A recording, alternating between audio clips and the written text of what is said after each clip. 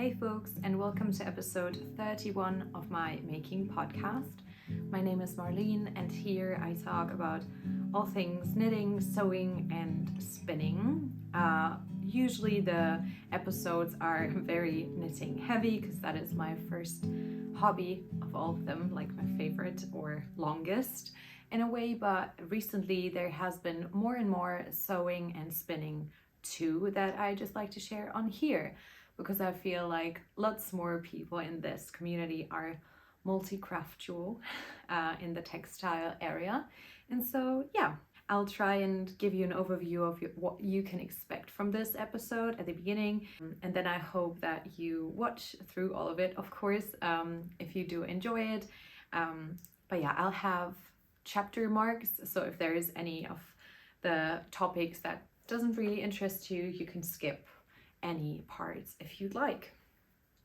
So first of all, I have two finished object sweaters, two finished object accessories, and a couple of older and a couple of newer whips. So there's loads of knitting in this episode.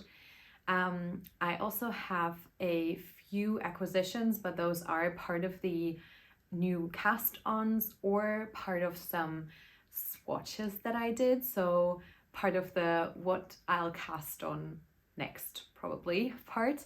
So that is all of the knitting. Then I'll look back on my Q1 making and my plans and how those plans have turned out in a way.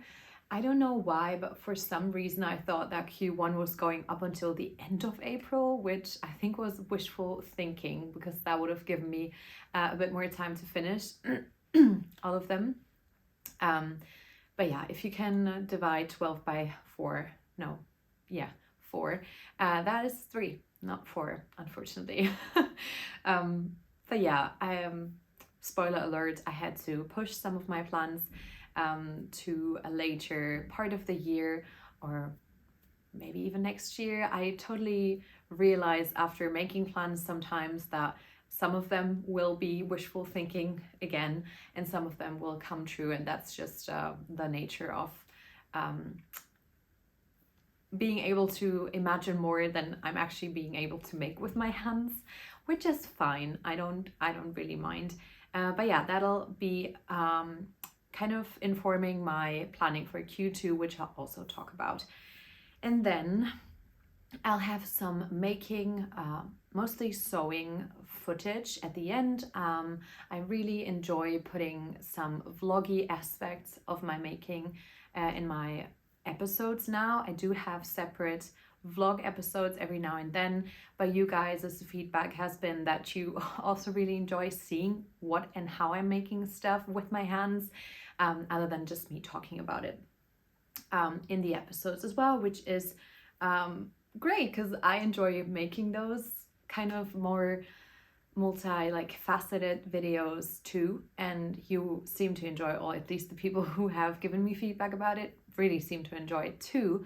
And then that is really a great situation for all of us, I guess. And then I will also include some H&H fair vlog material. I didn't take a lot of, I took quite a bit of footage, but not a lot of talking because it was quite loud most of the time. The H&H fair was a fair for people within the industry of textile, hand crafting and making in Cologne, where I went with two of my friends last weekend, and so I thought I'd kind of share more about it. And then I also wanted to thank y'all for all the lovely sewing pattern suggestions that I got at the in the comment section of my latest video. I also did a little sneaky giveaway there, and I have picked a winner with a random comment picker, and will include that at the end of the video, and then tell you a bit about my sewing plans as well, and some of my finished sewing objects. So it is a jam-packed episode. Let's get into it, because otherwise we won't get through it all. Let's actually start with what I'm wearing, because that is my first finished object of the last couple of weeks. It's the Storm Sweater by Petite Knit. It's made up in Peer Gynt, which I got at the shop that I work at. So this was a project that I had started on the at the beginning of January and now only finished at the end of March. So this took around about 2.5 months, which is a bit longer for me to finish a garment. Some of the details on this, I knitted size 3, which is a medium. I mostly do knit sizes 4, or in some patterns it's size 5, a size large. I have around about a 99 centimeter bust, so just shy of 100 centimeter circumference around the biggest point of my bust. I think my hips are more so at about a 108 centimeter, so my hips are wider than my bust is, which might also be one of the reasons why I like things to be a bit more cropped, or if they're not cropped, they need to be oversized enough so they don't really sit on my hips. I don't enjoy that. With this size, I used 1,100 meters around about of yarn. I just had to kind of start with skein 13. So I got 15 skeins. At our shop, you can return unused skeins for 3 months and get a coupon or like a gift card for the amount. And I just bought some needles with that.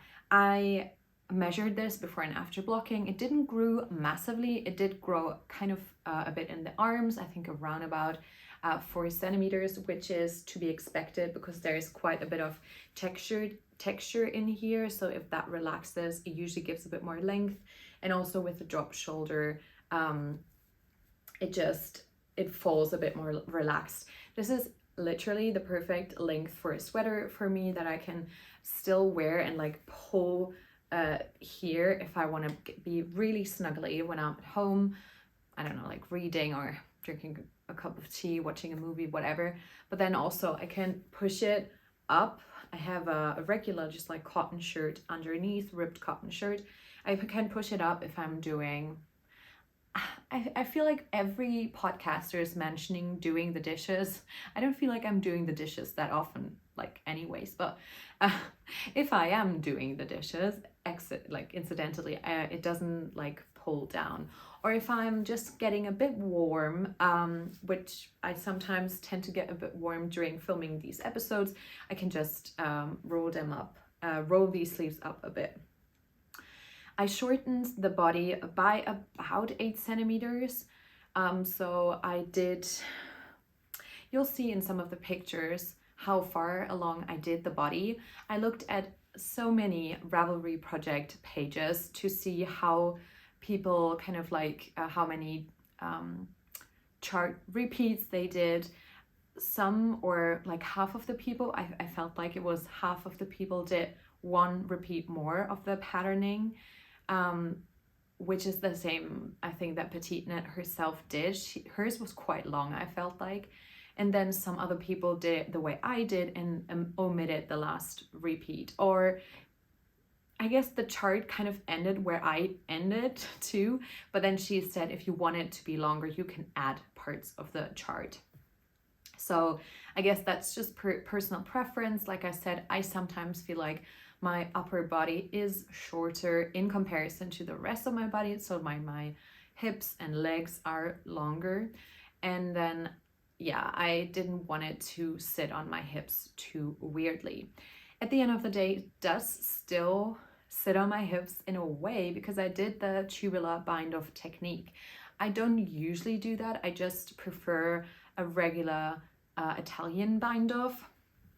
I know Petite Knit often suggests doing the tubular, and then I just swap in the Italian. But for this, I somehow felt like I wanted a really like rounded, really beautiful edge. I don't know if you're able to see, but I did it on all the kind of endings, on all the ribbings, and I really like it on the sleeves and on here, although I didn't actually do it here because I folded it over and knitted it in. So you don't actually do an Italian bind off, you bind off and sew together at the same time. But something I did, and something I'm not loving about this, is that I also did the tubular on the body part, which now means that it's cinching in a bit. I'll try and I'll take a mental note to take a little video and put it in here to show you. At this point in time, if I'm wearing jeans, I don't mind it like sitting on like my hips a bit and then kind of like folding over. I hope you can see what I'm trying to say, but I still have almost an entire skein of pigeon left, so I could lengthen or redo the tubular bind off, being really conscious of doing it very loosely to have it open up a bit. I try blocking it out, but it's just not giving me any more like fabric. It's just a bit tight, which I don't know why, but I feel like the Italian bind off is such a stretchy bind off, but the tubular bind off can get quite cinched in a way. I've had it happen to me where I did it and on the neck, the terrazzo neck by Petite Knit, and then I wasn't able to get it over my head. So remember to do your tubular bind off loosely if you still want it to like sit angular or like being able to get your head into the finished piece. So I'd say overall my rating is really, really positive. The yarn too, I wore this almost every day this week, and I will probably also wear it this weekend, Easter weekend, because I just love it. I think it's the perfect like sweatshirt looking, but then elevated because it is textured sweater. It's easy. It won't pill a ton, I'm sure of it, because the Norwegian wool, which Pihlaja does 100% Norwegian wool, it doesn't really tend to pill in my in my experience. It is a bit more rustic than other. Yeah, like it's not a superwash merino, which I love that this isn't. I think the texture is showing quite well, and yeah, I hope you can see all of the things that I'm mentioning about this piece. And I really highly recommend this pattern.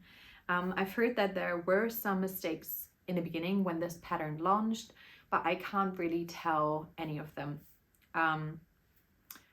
I myself made a mistake in the back.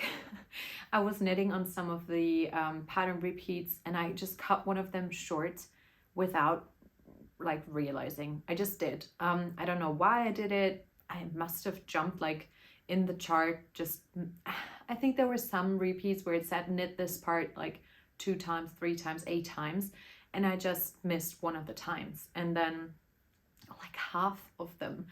It doesn't really affect the garment at all, I wouldn't say. I only realized when I was so far ahead that I really didn't feel like frogging all the way back, and yeah, I will put in some footage of that as well. It's just in these cross like hatch parts on the back, but yeah, I don't really think you can tell too much.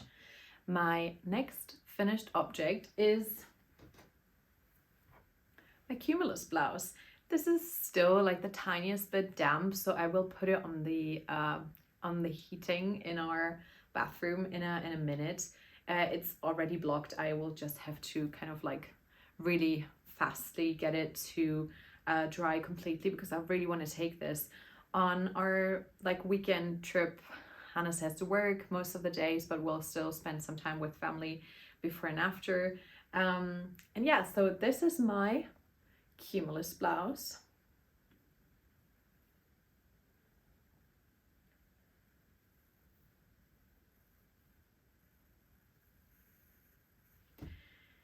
I made this cumulus blouse using Twinny and soft silk mohair, or is it called just, it's just silk mohair by Sayer. Both of them are in the colorway 37. I bought them when I went to Cologne just a month ago. I actually finished this within a month. So I started it March 1st and I ended it on March 29th. Excuse me. Wow, so I just finished this yesterday. I immediately put it in the sink with some Sorella wool wash. which I love the scent of. It's a Brooklyn scent, and it just sounds like it smells so sophisticated, like one of those Le Labo perfume scents. And yeah, it's a mixture of woolly scent and this like really elegant musky scent, which is nice. But yeah, I made this in kind of our cumulus mini cal that Julia and I are hosting on Discord. The cal is still going for the remainder, or like for the rest of April. I know that Julia isn't finished because she's doing the t-shirt, which is on way smaller needles, and she doesn't have to do the length of the sleeve that I had to do, but I did it on 4.5mm needle, the needle that this pattern calls for. I also did this on the 4mm needle that petite knit call for. I usually tend to easily get petite knits gauge 2 on the same needle size, which makes me believe that we have a similar knitting style maybe. But yeah, so yeah, I did this as part of the cal. I haven't worn it since I just finished it. I think I'll go a bit more into detail on how it's wearing in the next episode. Obviously, these are only always like short-term kind of impressions, and I'm interested to do kind of like how my knits wore video maybe at the end of the year, and just reviewing all my knits throughout these last kind of like 4 years and how they wore, and kind of like telling you a bit more about the yarn. But I can tell that this combination of like a really thin woolly yarn, which the 20 is. Let me check on the details. So the 20 is also a lace weight yarn, which has 255 meters for 50 grams, but I got it in 100 grams kind of like hangs, which also had me have about a 60 something grams left over. I bought 200 grams, have around about a third of that left over, and then with the silk mohair I used almost 100 grams, and I think I bought 125 grams. So is that correct? Or did I bought 100 grams, and so I only have about 6 to 7 grams left, which that was a good call. With the 20 I wasn't able to get 50 gram skeins or hangs, so that's okay. I'll use it for something else. Is there anything else I can say about this? I also knitted this in size medium. Again, usually for petite knit I would be considered, or with any other clothing, I would be a size large most of the time, but I'm just interested in playing a bit more with what a pattern suggests and what I feel comfortable with ease-wise.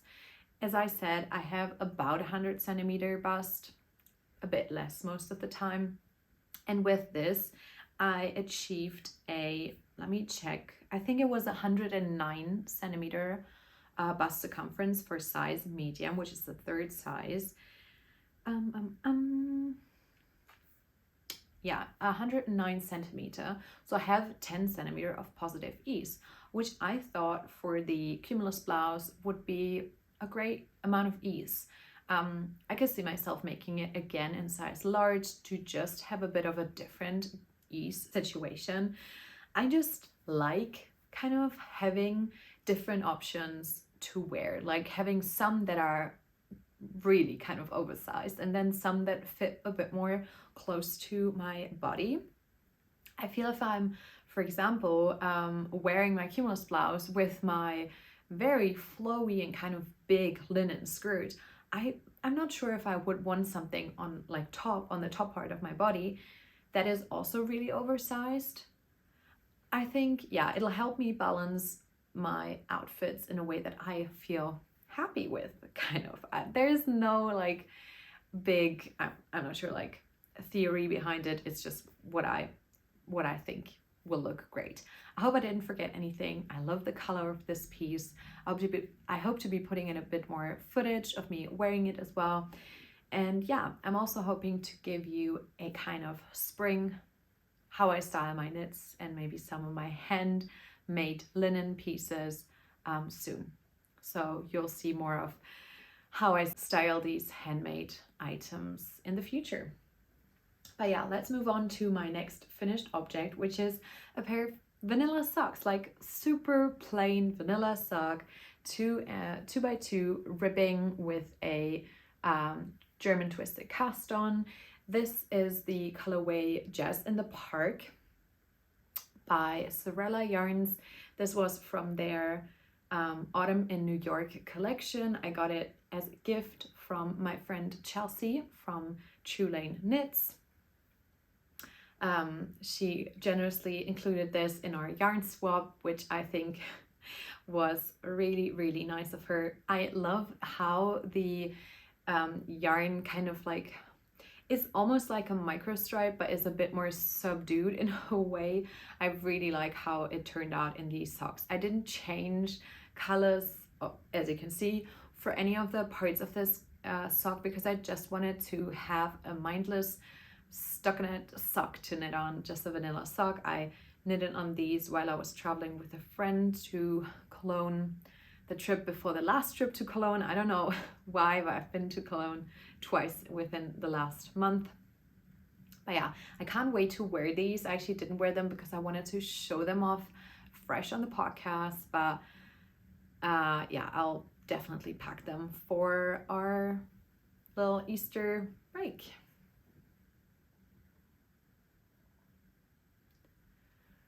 So yeah, these are 64 stitches on a 2.5 millimeter needle. 64 stitches tend to be just a tiny bit big. I don't know why. I just kind of like just followed the way in which so many people are saying they did 64 stitches without kind of thinking about that maybe 60 stitches would be better for me. When I'll show you my next sock whip that I'm working on at the moment, I'm trying out 60 stitches. I'm saying this here because I know everyone's feet are different, but I think it's good to talk about how to find your kind of perfect sock fit. I know so many people are on the kind of lookout for their perfect sock fit, and I have tried knitting socks on 2.25, but I don't enjoy it as much as 2.5 magic loop. And so I think that going down 4 stitches will help out massively, because while I tend to wear them, they just tend to get a bit saggy and like a bit big on my feet. I have quite narrow and like slim feet, not a high instep. So yeah, I think 60 stitches might be the solution for that. But yeah, I was already far enough into them to not change that and rib back kind of like a whole sock. So my next finished object is from the 52 Weeks of Accessories book. I have it here, but I'm not showing you. You know how the book looks like. It's the Pihlaja hat. Someone actually corrected me and said that it was probably called Pihlaja and not Pihlaja. Pihlaja. I think they said Pihlaja. I hope I'm not like misunderstanding the help that someone wanted to give me in pronouncing that word, so I hope that is correct. But it's a beanie and it's by Jenny Ansah. She's a Norwegian designer. She has, I think, 2 of her designs in the new Line book and another one in the Line magazine that is out currently, I think. She's really nice. I think she told me that she also watches the podcast, which I was like so chuffed about. Whenever, I mean, you don't think about who might be watching before, or before you meet them. The same thing happened in H&H.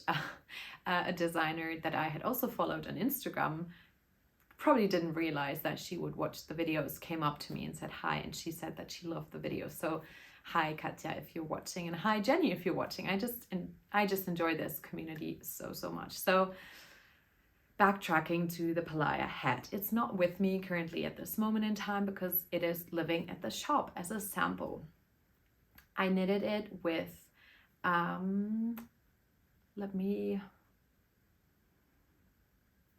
it was the Samilla Pura by BC Garn, and then a Knitting for Olive soft silk mohair. The Pura I got from my stash since I did knit 2 sweaters with it, and I still have some left over. I really like that yarn. And then the Knitting for Olive, the soft silk mohair, I got from the shop. since it's going to live at the shop for now. So I love the look of the pattern. It doesn't sit perfectly, and that is completely my fault. I didn't gauge swatch for it. I think if I had just went up like half a needle size, it would fit a bit better. Melle was saying also, if you're wearing it, it'll stretch a bit. I blocked it, obviously, and that helped a bit, but it's just a bit short and narrow. I picked, I think, size 3, and then yeah, I'm just figuring out if like textured hats are my thing, or if I just prefer a ribbed beanie, or maybe even a stockinette beanie. Jury is still out on that. I don't know what. I think I might prefer a more basic beanie better, but it looks beautiful. The only downside to that make, again, was that there was a fault in the pattern, unfortunately, and that is obviously such a bummer because it got printed already, it got distributed already, and Lina, like the 52 weeks thing is like, it's a huge thing, right? So yeah, I was a bit disappointed to find that, but had found a workaround relatively easily. I talked to Melle about it, asked her what she would do. If you're also thinking about knitting that pattern, you can always contact me, and I'll tell you about the mistake I found. It is a bit difficult to explain it on here. It was a mistake where kind of the signs in the chart, the abbreviations, like how they were translated, the signs, they just didn't make sense, those like instructions, because some of the constructions were written for like 5 stitches and there were only 3 stitches to work with. I did contact the designer about it. I told her about it, and she now told me that she would contact Lina, and I hope that those mistakes are already fixed in the errata of the book already. I have not checked that out actually, so I will check that out after filming the episode and see if they're in there.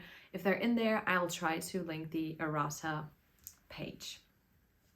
But yeah, that is all my finished objects. Let's move into my current whips. My longest whip, excluding my blankets, I'll get into them at a later point, is the Esther jacket. I haven't made a lot of progress on this.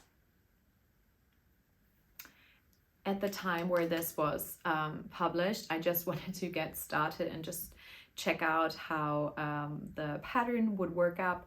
And then since then, I have worked a couple of rows. Just after finishing the cumulus blouse, I think I worked like 5 rows. So yeah, this is going to be my main garment whip for the next couple of weeks. I hope that I can still work it up and wear it a bit. It is 2 sport weight yarns held double, which is turning out to be a worsted to Aran weight that the pattern calls for. I'm knitting this on size 5mm needles, and I have the project in my handmade swatch bag, which I love. There's not much to say about this until I get a bit more progress done on it, I guess. But yeah, I'm really looking forward to making this jacket. Me, as like most kind of podcasters usually say, need more cardigans. I just remember watching Mia's Knitting Grace's latest podcast yesterday, and she's like, we all need more cardigans, and I need to make cardigans. And I think actually there is a cardigan cowl going on that I'll take part in with this project, and an upcoming plan for a birthday cardigan maybe. And so yeah, I'll take part. I think it's called the Year of the Cardigan cowl, and I'll definitely take part in that.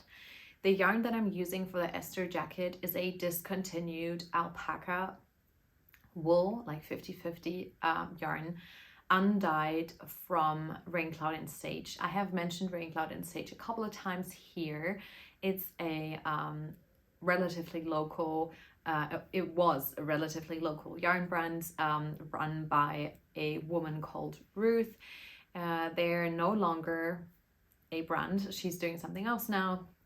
But us, Strickverliebt, the shop I work at, has bought all of the leftover yarn from her, and we're selling it now. And I bought the rest of the alpaca base because I really enjoyed it. I really loved it, and it was just enough and a bit more to make a cardigan, so I have plenty to finish it.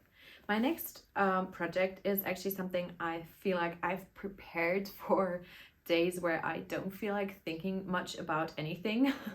It's part of my Make 9 socks from Stash. It's a yak base. It's a 2x2 ribbed vanilla sock. This I actually got at the Westerwälder Wollfest last year. It's a yak sock, which is 70% merino superwash yarn, 20% yak, and then 10% nylon. And this was only 21 euros. This is the label. They're actually not too far from here. They're also, I think, from Hessen. Yeah. Strickwerk 34. This is the yarn. And then this is the sock that I started. I haven't knitted on it much, but I just felt like this was perfect to have around, just to, for example, if I'm, I don't know, like sitting at Easter brunch and can't really think about a pattern repeat or don't want to look at my phone too much, but I just want to do some mindless knitting, this would be perfect. And again, when I'm traveling to Zurich next week for a Swiss Yarn Festival, this would also be something really easy to work on, since also my favorite heel flap and gusset, like the, what's it actually called? It's a reinforced heel with the slip stitches. I can do that from memory mostly. Don't really have to look at any patterns. I'll put in a marker, just like a regular light bulb marker after every like 10 to 20 rows, so I know what to do for my second sock. And so this is going to be a really easy project. Like I said, I want to do 9 socks from Stash this year, and I think this would already be this would be number 5, which I think is great to have probably finished 5 of my 9 socks from Stash by, I guess, by like end of April. This should be finished without a problem. So maybe I can add 3 more pairs of socks from Stash, like do 12 socks this year. I don't want to jinx it by saying it, like kind of committing to it now. I'll try and get to the 9, and then if I still have enough time, I might do some more as gifts again for Christmas or something like that. But yeah, this is my favorite bag by Knitting Nelly. I looked at one of her in stock updates lately because she had the most beautiful like quilt star motif again, and they sell out within a minute. It's not possible to get another bag, so I'm just so happy I got this one when I did. And then I'll probably just have to learn how to make my own quilted star bags, which I'm intending to do with the Amy bag by Mipi, the label, I think she's called. Someone recommended that to me in the last episode, but I had already bought the pattern months ago before I felt confident enough to make it. But the recommendation really kind of cemented that wish for me. Then I have made some progress on both of my blankets. In my Sweet Shop blanket, I have put in another row. This, which one is it? This like upper row. This was the Sorella Jess in the Park. I think I showed you this last episode. Then I put in, it's Macross by Explore Innocent Fibers, DK held single. And then this is a rosy green wool Chicky merino. I just got a leftover from the shop because I used that leftover yarn for one of the workshops, and then I had it with me. I love the yarn. I figured my boss wouldn't mind me using another 10 grams of it. We have so much like leftover yarn in the shop that we use for like sampling or workshops or something like that, so I don't think she'll mind. Then I used some Explore Knits and Fibers from a mini set that I got. This, I'm not sure what this color is, but I love it. I especially love it like right beside the other colors that are close to it, so I'm not sure about the name. And lastly, I used something again, which I'm not sure about what this is. It must have been a mini skein, not really sure, and I didn't have enough of it, so I started knitting one further after the short rows. If you know the pattern, you know what I'm trying to say. So this is a bit smaller, but I think in the grand scheme of things, it won't matter, I don't think. So yeah, this is it. This would be the perfect baby size, like baby blanket size, like to put over a crib, but we don't need that at this point in time. And yeah, quite frankly, I would love it to be bigger. I guess putting at least the same amount of squares like added into it would be ideal. I think I'm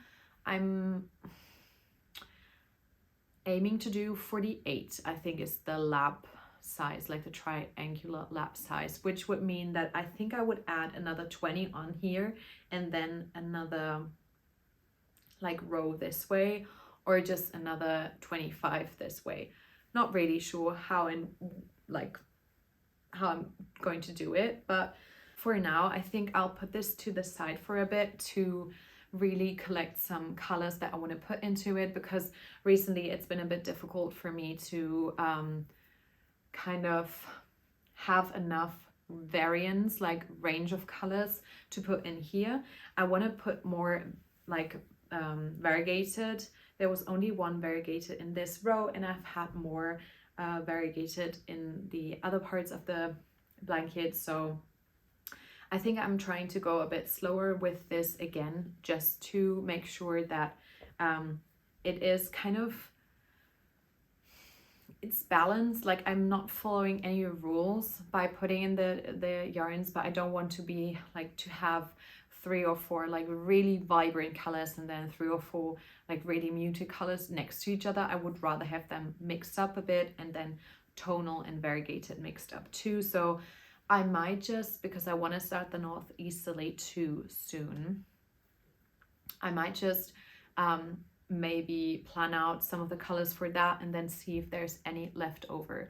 At this point in time, the Explore Knits and Fibers mini set was the only one that I kind of took one color from. I still have plenty left over for the other blanket, but I just didn't want to break up the Phoebe and Mercy advent calendar that I got, because I thought that would all go into the northeasterly. But at this point in time, I think I could put it in both of the blankets. So I will have to do some blanket planning soon. I'm still waiting for my Sorella spring box to arrive. That was the thing I was waiting for to start my northeasterly blanket with, but actually I could already start it and then just put in the colors as they come in. But yeah, my next long-term knitting project is this Cozy Comfort Throw, which is getting bigger and bigger, and I just wanted to show you some of the progress I've made since my latest update, so I can move up the stitch marker again now.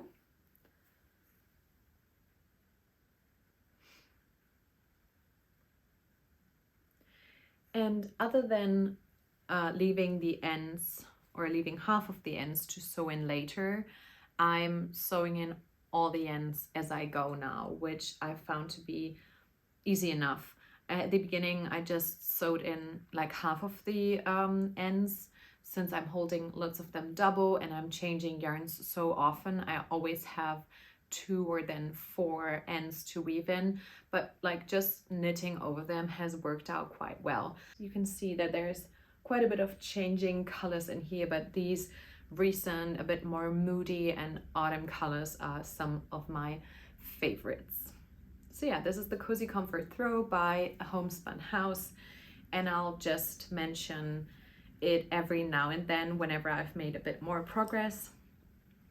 I'm actually gonna put in the stitch marker at the row that I'm on now, so you'll see the progress I'll make in a couple of months, I guess.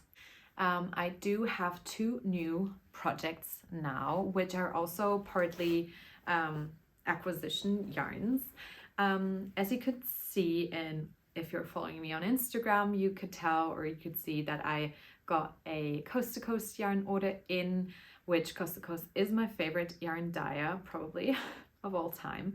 And I got her her Fantasy Coffee House collection when she announced that advent calendar last year. It was really difficult for me to not get anything, like not get the advent calendar, but it was just too much, too much of a commitment financially for me to make. And now I'm okay with it because I did get a hat and a sweater quantity of the yarn later on in her update. I think she's actually going to have another update really soon. She had an in-stock update and I was really tempted again, but I didn't get anything because, like I said, I want to knit from stash. But yeah, I have cast on 2 small projects for the next upcoming weeks to work on. Since I've just finished 2 bigger projects, they're like a bit of room open up for me for my crafting. And this is the light roast. And this is a BFL worsted base, which I love BFL yarn. I love how this dyed up. I love the like warmish brown color. I could really see myself having a hat in this color, and I cast on just this morning.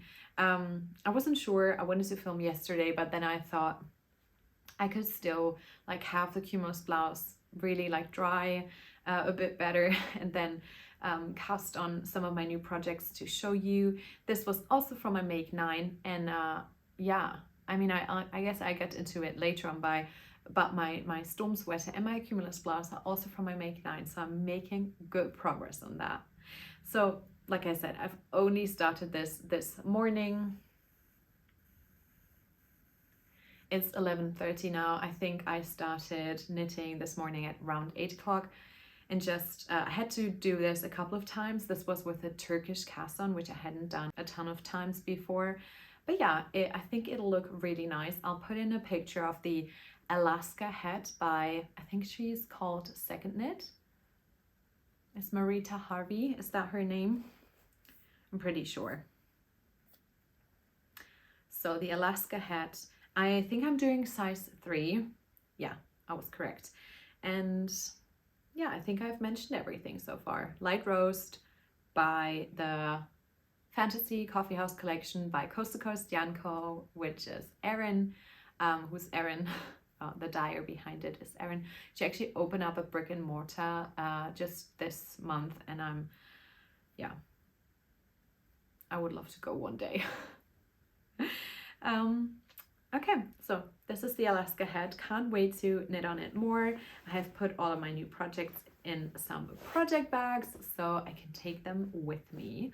Next project will be another small project. This is actually yarn that I got at a yarn shop in Mainz. I visited a friend of mine who lives there, and I got 2 skeins of the Haya by Whole Yarn. This is a mixture of baby alpaca, silk, mulberry silk, and yak, which, oh my god, this is so soft. This is a cloud, like a literal cloud.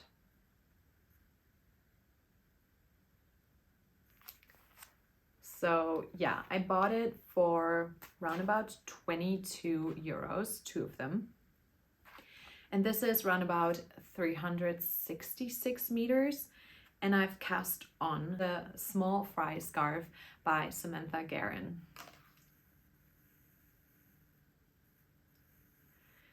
This was hugely inspired by two lovely ladies that I love to follow here on YouTube and on Instagram. Again, Mia, who I had mentioned, who's Knit and Grace on YouTube, and then Emily, who's the botanical knitter. Both, and I guess this is then also my podcast recommendation part. I guess I've mentioned both before, but this is a huge recommendation to check out both of their podcasts. I love their calm energy and the atmosphere that their videos create, and yeah, I just myself love to watch them, so recommending you checking them out as well if you haven't already. Both of them have tested this small scarf for Samantha Guerin, and at first I thought it looked really like quite a bit like the Barber shawl that I had already knitted myself, which I guess still could be true, or is true, that they have a similar look.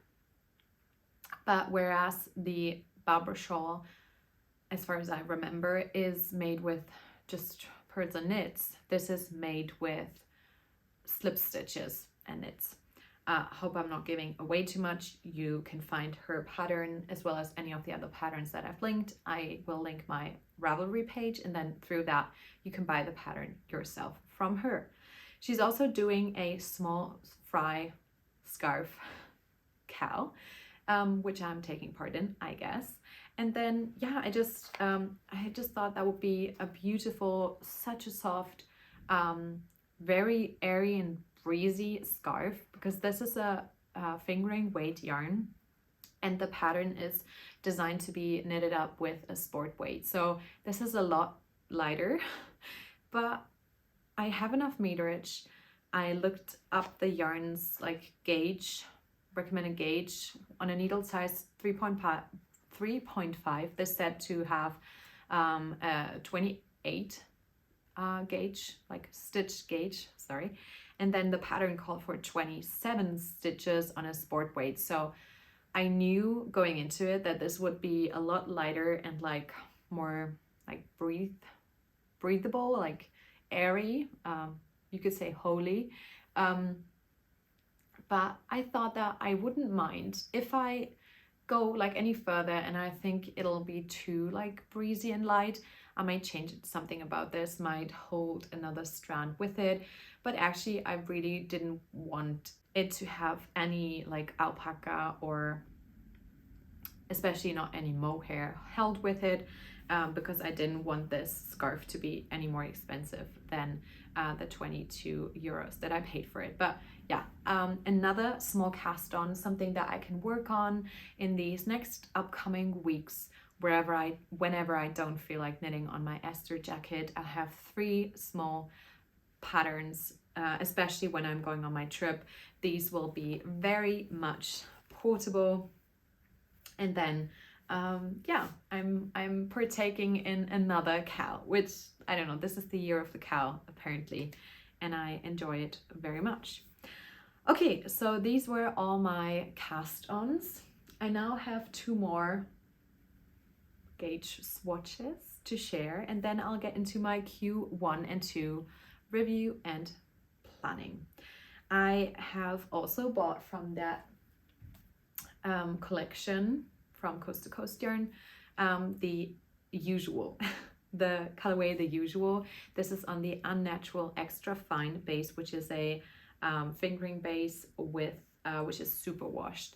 And then I have gotten some trench coat Knitting for Olive soft silk mohair, which is a 70 mohair, 30 silk, because I have wanted to knit with a trench coat for the longest time, and I just thought these two would work perfectly together. So I'll show you the yarn first, then I'll show you the gauge swatch, and then I'll tell you what I'm planning on knitting with it. So this is the usual. It's the usual perfect speckling that Erin, I think, is known for, but then also I guess the usual pertains to someone ordering their usual yarn, like yarn orders also. No, their usual coffee order, which mine would be an iced oat milk latte with just 1 pump of either chai syrup or vanilla syrup or cardamom syrup, which the chai kind of has both of them. So I would say that's my usual. An iced oat milk latte, just 1 espresso is enough for me.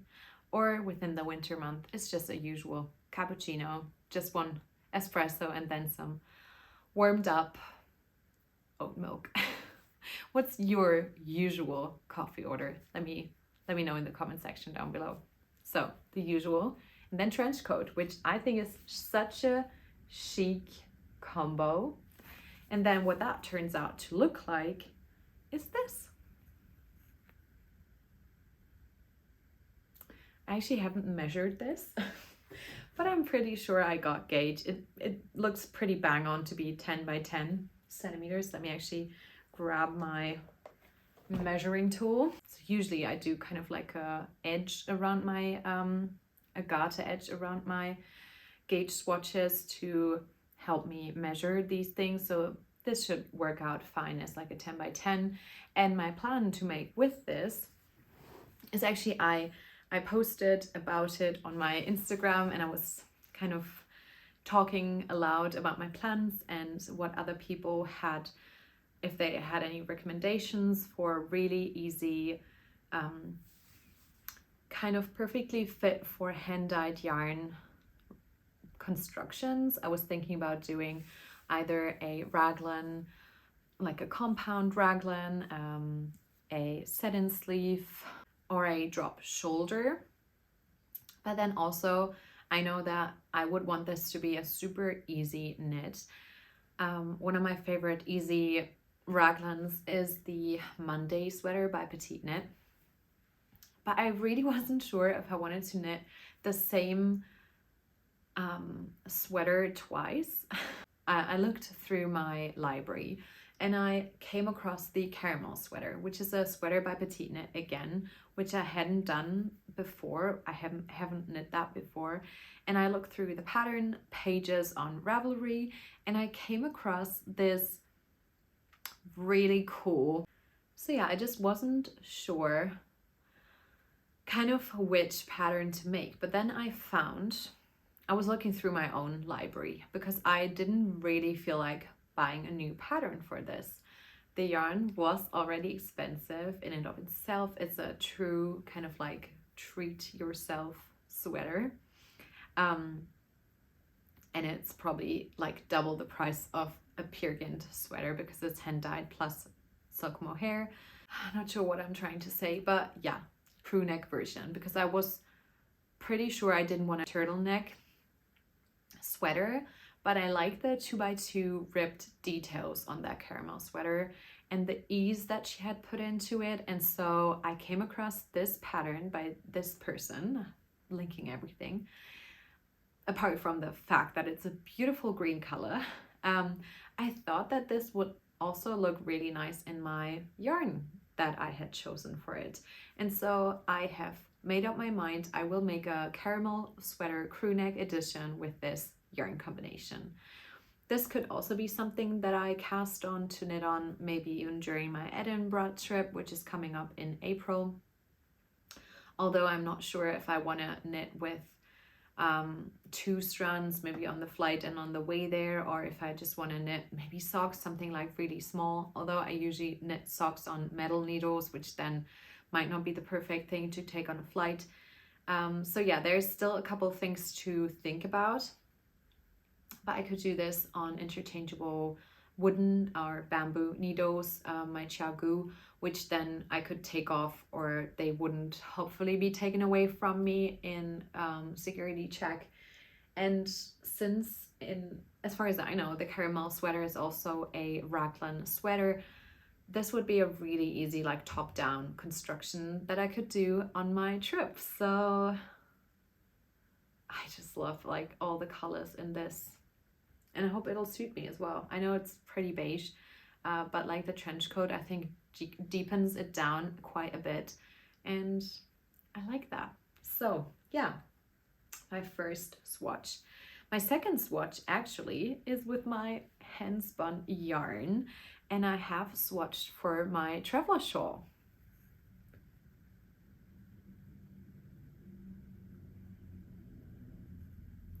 Which it just looks so scrumptious and delicious, and you can see the inconsistencies and the imperfections and everything, but I'm just really proud about it. Like, looking at this, I spun this yarn like with my own hands and my bliss wheel.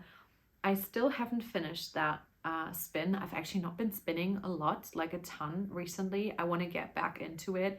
I think after applying my first couple of skeins, I just fell off the kind of how would you call that, like the habit of spinning every day. But I want to get back into it, and so this is what my finished yarn looked like, and this is my gauge swatch. I have not washed this again after finishing up this swatch. I just knitted it up yesterday to kind of show you what I'm planning, to also put it on my pegboard and kind of like get inspired by my upcoming plans. But yeah, I haven't like measured the gauge. It seems to be quite small in comparison to what it should be. It's more so about 9 centimeters across, and then it really depends kind of row wise on how much you kind of stretch it. But like I said, I haven't washed it, but it seems like a bit of stretching would make this around about 10 centimeters. But she also states in the pattern that it really depends on how much you stretch it, and it's a shawl. Like, I don't mind if like stitch wise the amount of stitches that I have cast on is only 9 centimeters. This would make the whole shawl a bit smaller, but yeah, I'll block it. I'm knitting size 2 of the shawl, but I'm actually not sure when I'll cast this on. I'll have to talk about it to my friends who I'm knitting this with and spinning to knit with, and I'm also taking part in Andra Mari's Spin It to Knit It cow this year and the March to May. So will I finish this by the end of May? I'm not sure, since I've just cast on so many smaller projects, but I'm for sure really happy and proud with the yarn that I made and the way in which it knits up with this beautiful kind of squishy texture. Let me check my notes. So I wanted to talk to y'all about my Q1 making plans. With my overall Make 9, I have finished 4 of my 9 project plans. I'll show you the page here. And on the page, it also doesn't look too bad with my Q1 planning. Unfortunately, my pen smushes quite a bit if you don't let it dry enough. But yeah, since I had talked in my episode, I just watched that episode back to see what I had said that I wanted to finish, because it was a bit different from what I had written down. But I wanted to start and finish my Mudo sweater and my Storm sweater, and I did that. Yay! I wanted to finish my Traveler crew neck, my Aosta cushion, my Pedal Drop socks, my Aviva socks, my Barbara shawl, and my DRK Everyday cow. And I did all of them within the last 3 months, which I'm like, looking at it, I'm actually really proud of that. I also wanted to start the cumulus blouse. I did start and finish that. And I already knitted 4 of my 9 pairs of socks for the year. I've already also casted on the Alaska hat now, which was another one of my Make 9. I said that I just wanted to do a worsted weight hat. Didn't really matter which one. I had the Jacques hat by Paula Strict and the Alaska hat by Marita Harvey, who's second knit on my list. And I just chose the Alaska hat because I wanted to try one of her hats too. I think the Jacques hat is still on my wish list, and I'll see how I love the or how I like the Alaska hat pattern, and If I don't like it too much, I might check out the jacket too, since I do have some more worsted weight in stash and could really see myself knitting more worsted weight hats for Christmas as well, because I could see them knit up quite fast.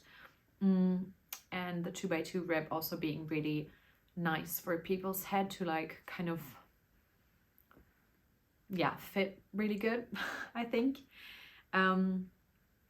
A couple of plans that I didn't start and didn't finish because I didn't start them were the Lana vest, the dad's sweater, and the northeasterly blanket. I think that was just a case in point of making too many plans. And yeah, that there were also some things that came up that I then knitted instead of doing these things.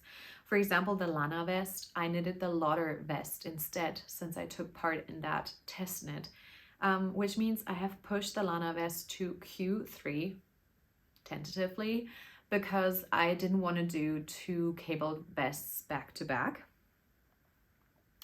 The dad sweater, I just didn't find the time for, and then also since I have just knitted a gray sweater, I didn't feel like knitting another gray sweater right afterwards, so that'll be pushed a bit further. I really want to knit that. I love the look of it.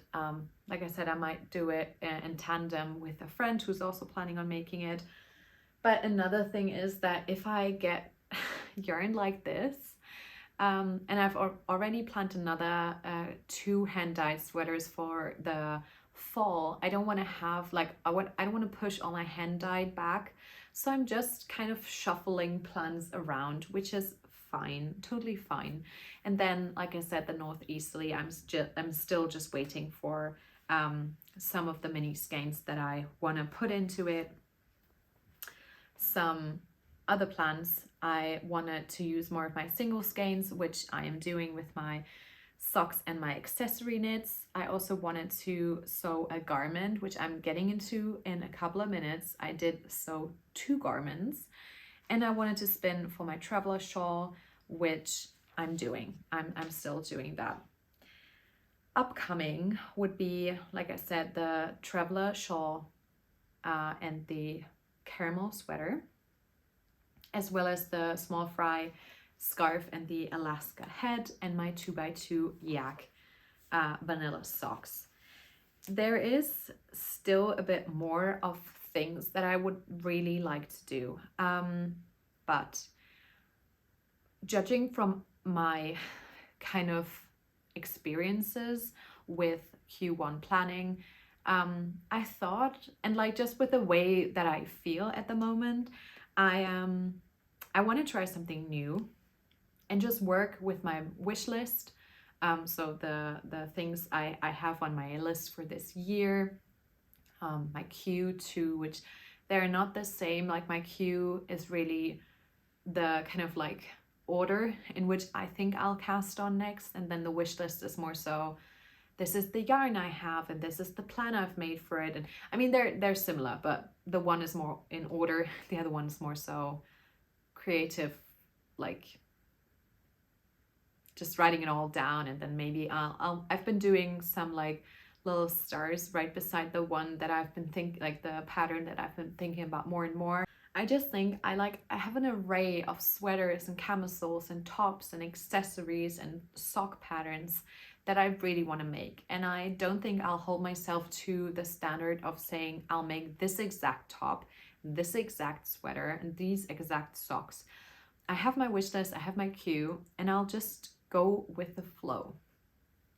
I can see myself posting another t-shirt quantity stash video. It seemed like you guys also really liked the sweater quantity stash video, and I enjoyed making that.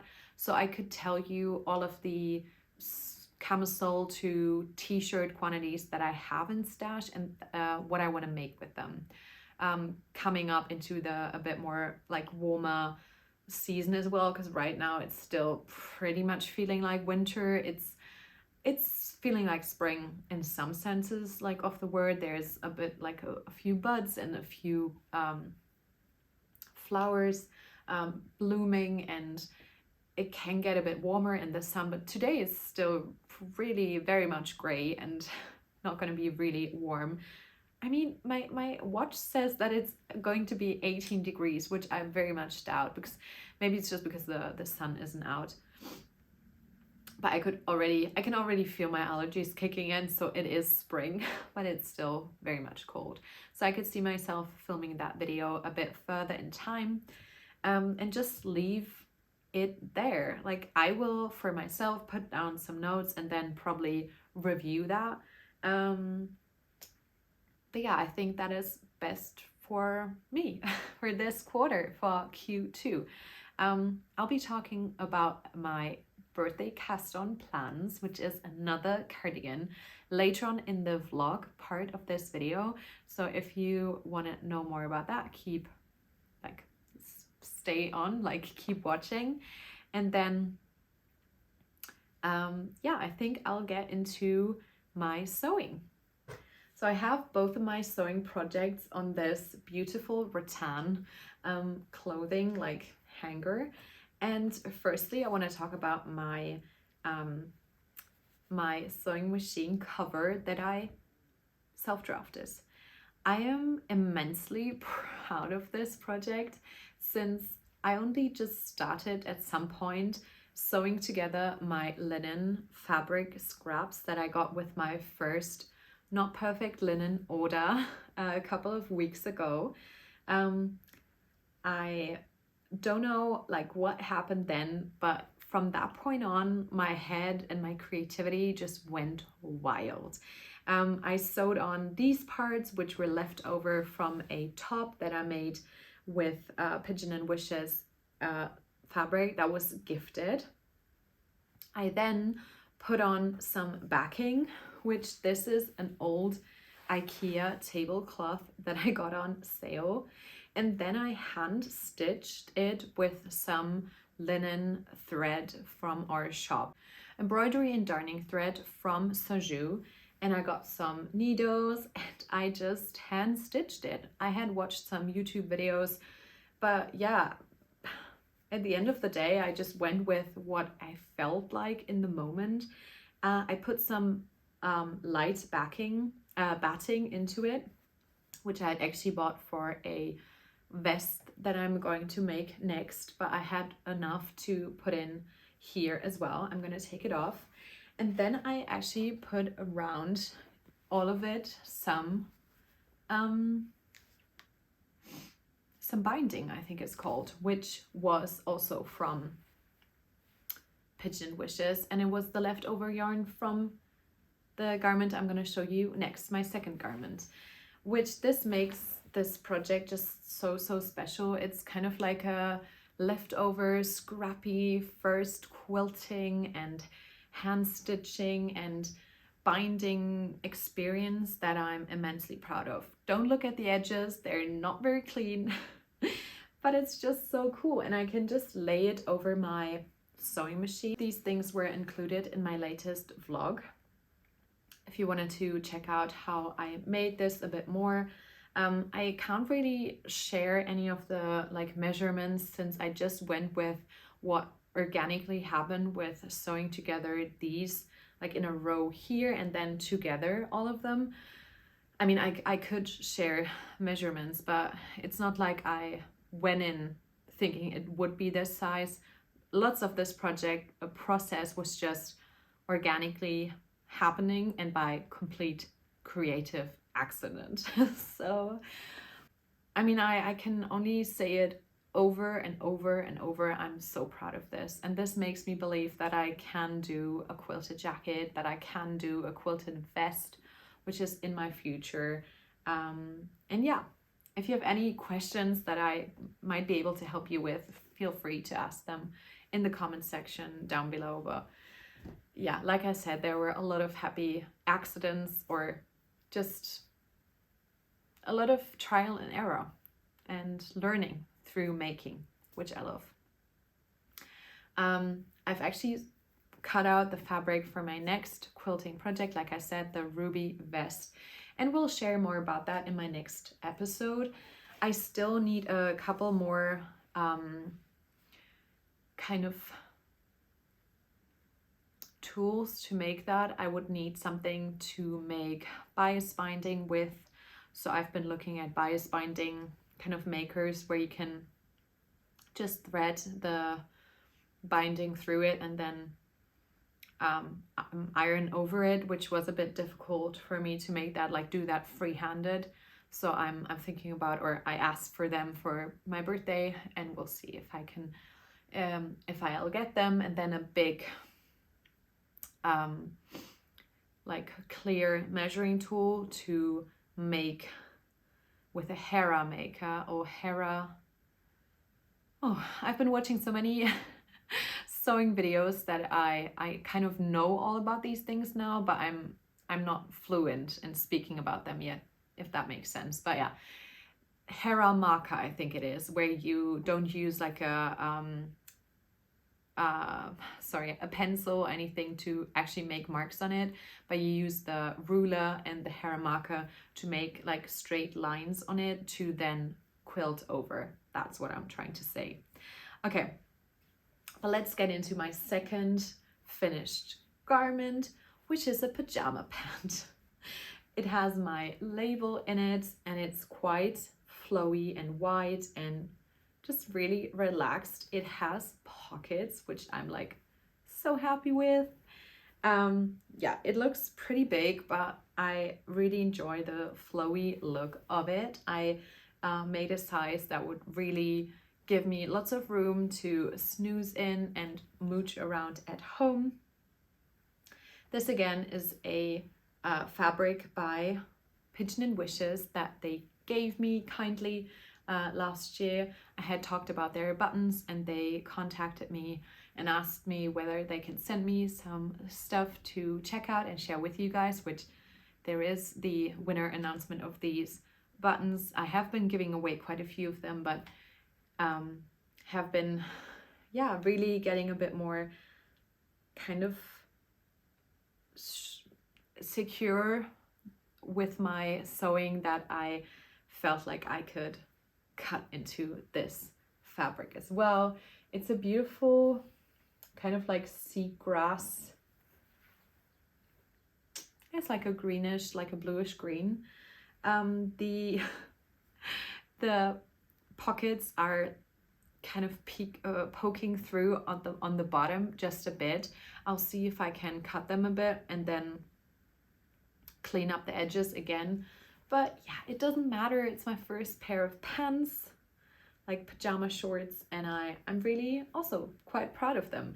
They don't look as like flashy and special as my as the sewing machine cover does, but I'm still very happy with them. The pattern was a free beginner pattern by Rosary Apparel, who's one of my favorite sewing content creators, kind of. About the sewing plans again, I wanted to thank y'all for sending so many amazing inspiration. If you also want to sew more or have been sewing before and need some inspiration, go check out the comments under my latest video. I have written them all down from the comments for myself to check out and get some inspiration from. And I have also bought the hinterland dress, which was recommended so many times. I think Kaci from Young Folk Knits has also made it, which is where I think I saw it for the first time. But then, yeah, so many people recommended that, and there was actually a sale going on their website, and so I got it. And I also got the weekend chore shorts. I spoke about that in my latest episode as well. That was just a pattern that I had found myself on Etsy and wanted to make now after finishing the ruby vest. Plus some shorts and pants. I haven't decided on the patterns yet. Probably from the Brigitte Helmussen book, since I already own that and I want to check it out. My friend Mala and we have gotten some linen fabric together to make some pants with, and I think we're gonna do that in like 2 weeks. Do a little sew nice together, like cut it out together. She's already washing the linen fabric for us, and since she has a serger and a sewing machine, we can we hope to be able to like sew these pants at the same time and maybe finish them that night. We'll see. We'll talk more about the sewing. We'll talk more about all of these things. But now I have two more things. The winner of the video giveaway last week, who will win these Pigeon and Wishes buttons. I'll share their name on the screen. Please contact me at the email address that I'm going to have linked in my description box or on Instagram if this is you. Congratulations for winning.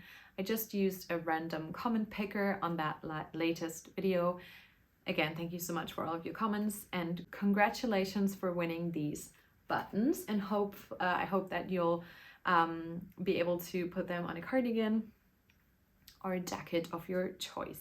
I guess this was it. If you still want to watch a bit more of what I've been getting up to, watch some of my H&H adventures and some of my making recently, feel free to stay tuned and stay on watching this video. Thank you so much for watching until now. I hope you did enjoy it. I hope you're taking care of yourselves, and I hope you're getting loads of knitting time. If there's anything that I haven't answered, or if Ravelry isn't accessible to you, if you have any more questions, please feel free to leave them in the comment section down below. I always love connecting with y'all after uploading the podcast.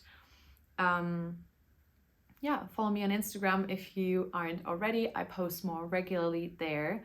And then I guess I have already talked about the upcoming video ideas that I have been coming up with and thinking about. And I'm just looking forward to this weekend. Lots of small project knitting and some more cardigans in my future.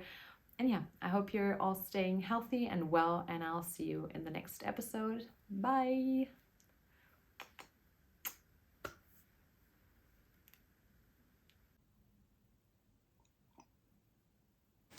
Hey y'all, welcome to this more informal part of the episode. As you probably know, I really enjoy the vlogging part of this YouTube as well, and I thought, why not kind of change it up and put some of my making, crafting, knitting, sewing, and some acquisitions in more of a vlog format at the end of this new podcast episode. So I haven't filmed the podcast episode yet, but I thought I'd share some of my sewing plans for this upcoming maybe like 2 weeks. As I told you, I had my ruby vest pattern printed. It's not mine, it's the one I want to make. And I thought I'd cut it out today before work. Today's the 21st of March. And I just got an order from Farmer's Daughter Fiber in. Customs was crazy expensive, but I shared it with a friend, so it was kind of okay. And I got some wool fabric. I am not sure if it's enough for this vest. Originally, the plan was for me just to make a project bag or two with it. But it's actually quite a lot of fabric, so let me show you. It's this beautiful, like checkered, kind of like gingham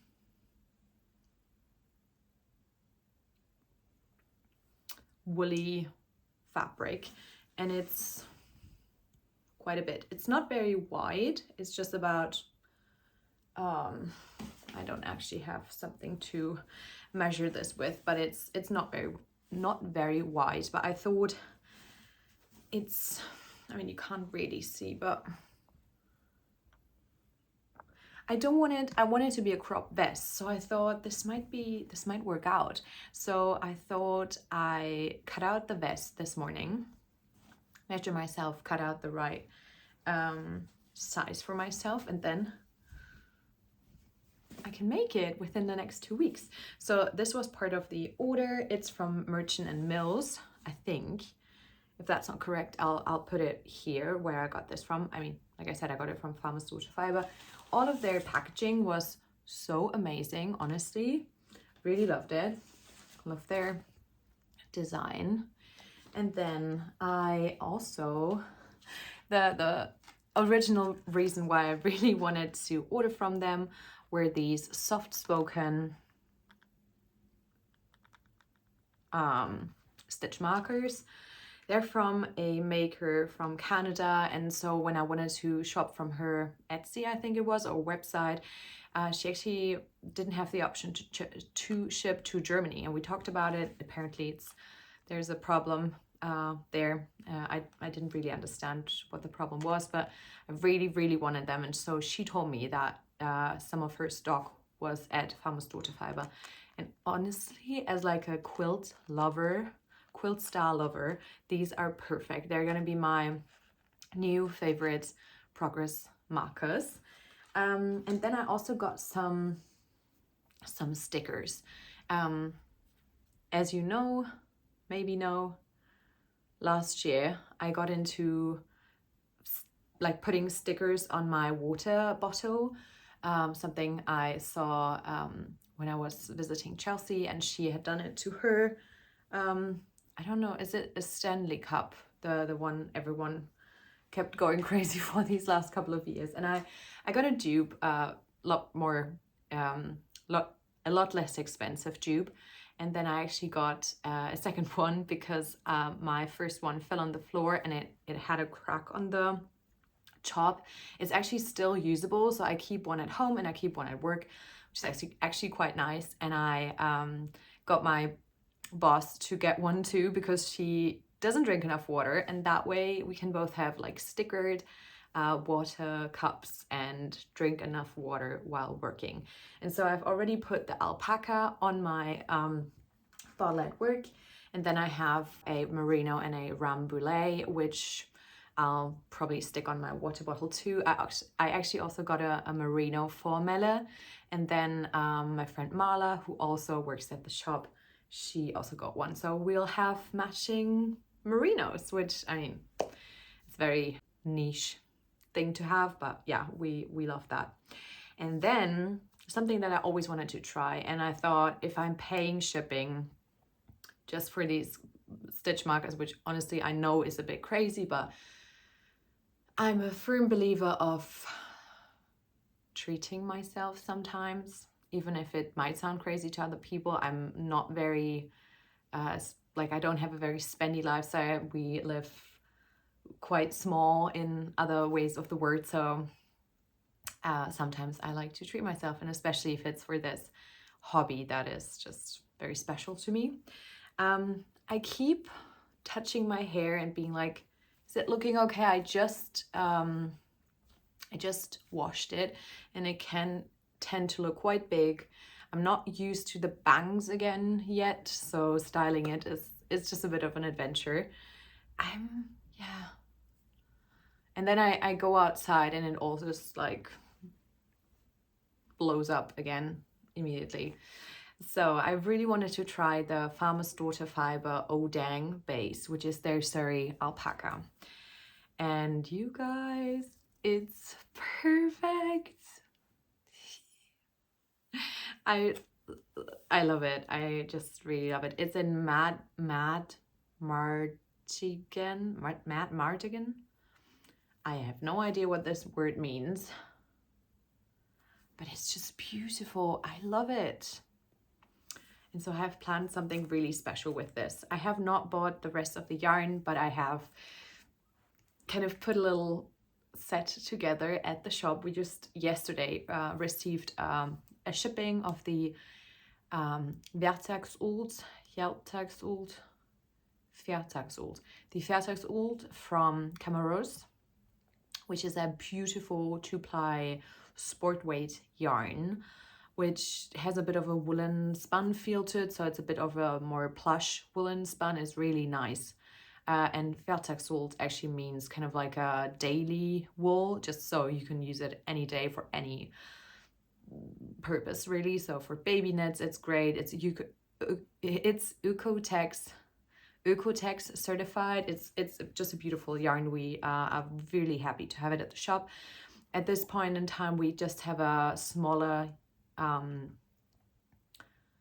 would you call it, like color selection, because some of the colors have been sold out for some time, but we'll get more colors in, and there was this beautiful tealy green color that I immediately wanted to have something kind of green bluish to hold with this. And well, let me backtrack. I want to make a tessellated cardigan. I really very much fell in love with the look of everyone's tessellated cardigans, especially Andrea Mari's original patterns, and then Ariel made a sweater just in I think the same colors that Andrea did. And then my friend Kaci from Young Folk Knits, she made an incredible cardigan, like honestly amazing. She told me how long it took. Like we were talking about how she just barely like managed to meet the deadline because it was so much knitting, but as she tested the cardigan. So that's, yeah, how we talked about it. And yeah, it was just amazing, the one she made. And so I have kind of created a set for myself. We have the Earth Yarns Spiral Grain Light Worsted and Sport, although we, like my colleague and I, we think the Sport is more so a light fingering actually, while the light worsted is more so a sport. So I have combined 4 skeins of these Earth Yarns Spiral Grain Light Worsted with 7 skeins of the Vertex Old by Cameros, and these two to be my perfect tessellated cardigan. I've actually put them to the side at the shop because I don't have 100 euros just lying around at the moment. So I am waiting to possibly maybe, I have asked for some gift cards for the shop for my birthday, which for some people might sound odd because I work there. But yeah, I mean, I want to support my local yarn shop, which incidentally is the shop I work at, and we have the yarn that I want to use. And so yeah, I have this beautiful vision of this tessellated cardigan in my future, and I hope to be casting it on around my birthday then. So yeah, this was a very long-winded way of saying, look at this beautiful Odang yarn, and here are my tessellated cardigan plans of my dreams. So let's get into cutting this sewing pattern, and yeah, we'll see if if I have enough fabric. I actually thought about just putting it on one side, the fabric, and then using one of my other checkered fabrics I had intended to use for this for the other side. So that should be fine. Then it has like a double-sided look to it, which I think is nice. And yeah.